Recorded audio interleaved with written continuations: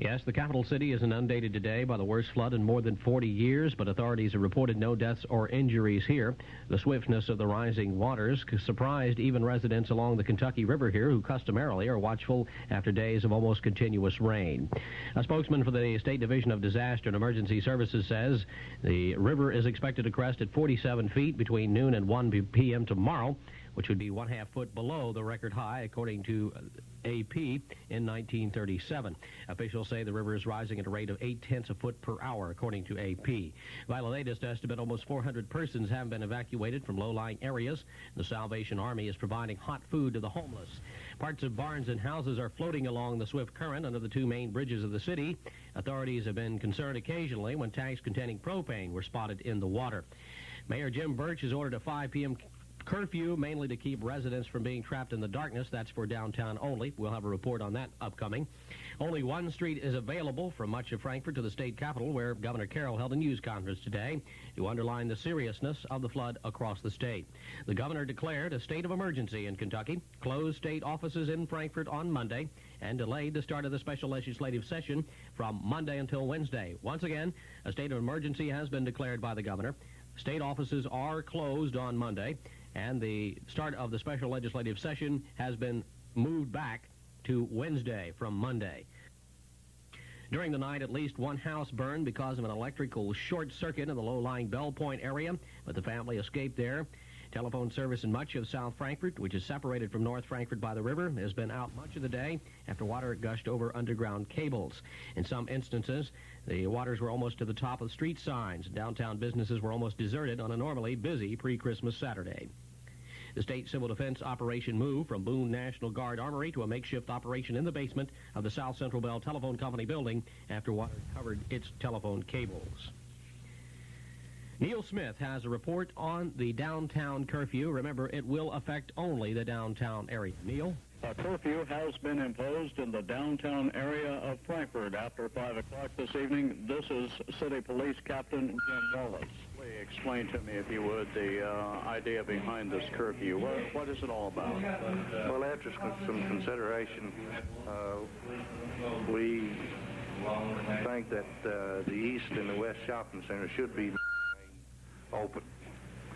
But I may stress, too, that we have strong points of entry from the east and also from the west that will originally be enforced. And the curfew will affect the downtown area after 5 o'clock. Right now, there's no cars permitted down through the town to the east and west at this time now. And at 5 o'clock, there will be no one, and I repeat, no one in the downtown area unless they have a strong reason to be in there, have a pass, or have a real good reason being in that area. Will be prosecuted under this curfew that we've enacted. Jim, what would be considered a good reason to be in the downtown area? Well, the only reason that we're going to recognize anybody down there is helping people move out. We are going to permit trucks in and out of the area, that people are moving their belongings out. But in no time there'll be passenger cars down in the area. No one on foot, like I say, unless there's a strong reason to be in that area at that time. I may suggest that people shopping in the east and would like to go to the west to shop, I would recommend using 64. That is the ways to get to the east shopping center or west shopping center, and vice versa. If you're in the west and want to go to the east, use 64. At no time will there, after 5 o'clock, will there be any passenger cars permitted to pass these points of entry in downtown Frankfort. The curfew is specifically limited to the downtown area, right? That's correct. And this curfew lasts from 5 o'clock until when? 7 a.m. In the morning. Will this be repeated tomorrow? We'll have to take a look and see. It's possible. I hope not, but it's a possibility. Okay, Jim, on a couple of other topic areas, have you had any reports of injuries or deaths still? Not to my knowledge. We don't have any injuries reported. A couple minor accidents. Very minor. How is the evacuation of the city going right now? From my knowledge, it's going excellent. The National Guard, the Department of Transportation working with us, Kentucky State Police, and we've utilized all our people. It's been going real good from my standpoint. Are we finding places for everybody? To my knowledge, there has been, I think, because I don't know all the places that they are utilizing, and I'm sure that there's accommodations available. This is Neil Smith. Thank you, Neil. Once again, the 5 o'clock curfew will be enforced rigidly downtown only. Shoppers going from the east side of town to the west or vice versa should use Interstate 64. Don't try to go through downtown to get to the other side of town. Meanwhile, the Kentucky Housing Corporation will be freeing up money for those on low incomes or middle incomes having losses due to the flooding. This is Housing Corporation Director Lynn Llewellyn. The corporation has some money that we were setting aside for next year's building season starting in February, but because of this situation, we're going to make permanent mortgage money available to people who meet our income guidelines. That's Lynn Llewellyn. He also says that those sustaining damage should call the corporation when this crisis is passed. The disaster is over with.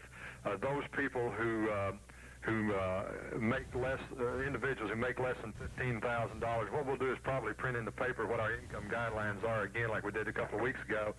And the people can check the paper or call our office at 564-7630 starting Monday. And we will send to them or have them come meet up with us, and we'll give them the information to see if they qualify for a Kentucky housing loan. And if they do, then we will help them get their paperwork ready to acquire permanent financing for either a new house or to rehabilitate and refinance their old house. That's Lynn Llewellyn of the Kentucky Housing Corporation. Up to $25 million will be available, according to Llewellyn. The money would be available from the Kentucky Housing Corporation through local banks and savings and loans. He said to check with him Monday. That'll probably turn to Tuesday because most state offices probably will not be going on. He may be there, however. Most of Paintsville's 5,000 residents and another 5,000 persons in surrounding communities there have left their homes today due to the fears of an impending break in the Coffer Dam above that town. Water in Paintsville Reservoir backed up steadily behind the earthen dam and had to come to within 5 feet of the top of the 70-foot barrier by today at noon. However, a cold front has changed the rain to snow there and has apparently stabilized their situation in Paintsville. Army Corps of Engineers Colonel George Beeker says a reading at 1:30 showed the water level there had dropped by the 1/10 of a foot. He says he can't say that the crisis there is over, but the situation there has stabilized, at least temporarily. Meanwhile, the Corps has advised persons living downstream from Paintsville along the Leviza Fork to evacuate that area. According to the Weather Service, towns affected in addition to Paintsville, Staffordsville, Thielke, Thelma, and West Van Leer. The Weather Service says all other residents along the Leviza Fork and Paint Creek below the dam should move to higher ground.